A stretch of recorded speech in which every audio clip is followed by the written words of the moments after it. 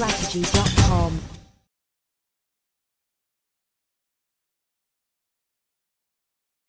Hi, this is Chris again, looking at the upcoming Thursday, August 7th trading session. In front of you, I have the economic calendar, and right away we have the Aussies coming out with the employment change and the unemployment rate numbers.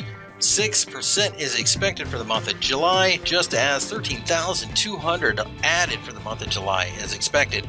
This is a regional number. This won't influence the major markets, but what it could influence, most specifically, in my opinion at least, is the Australian dollar-US dollar pair.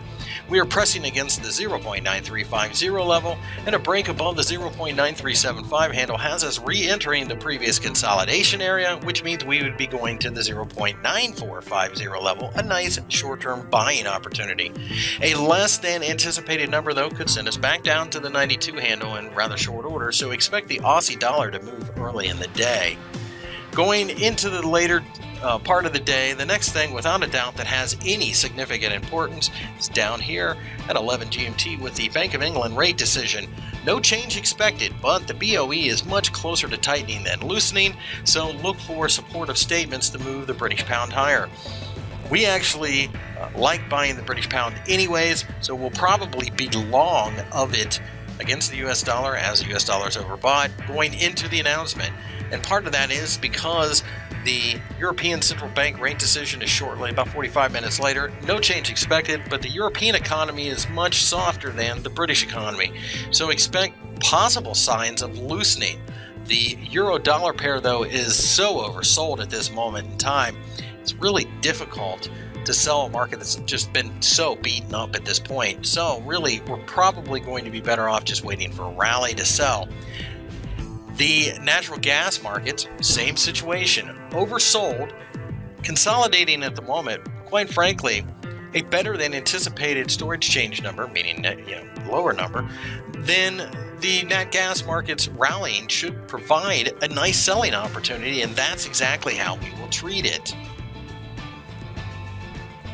Looking at the charts, you can see I have the euro dollar in front of you, and we did have a negative session during the day here on Wednesday, but we turned back around at about 1.3325 to form a nice looking hammer. With the euro rate decision impending, getting ready to hit the markets, I really find it very difficult to sell this pair, and quite frankly think we might get a little bit of a bounce, but it is in such a nasty downtrend that at 1.3450 or 1.35 we should see selling pressure come back into the market. So I'm actually hoping we get a little bit of a bounce so I can buy the US dollar on the cheap, as it were. The British pound, as you can see, formed a hammer, and that's a little bit more believable in our opinion because the British pound has been stronger. It's a much stronger economy, and we have to retest the 170 level, which we really haven't done yet. So we will be buying into the announcement.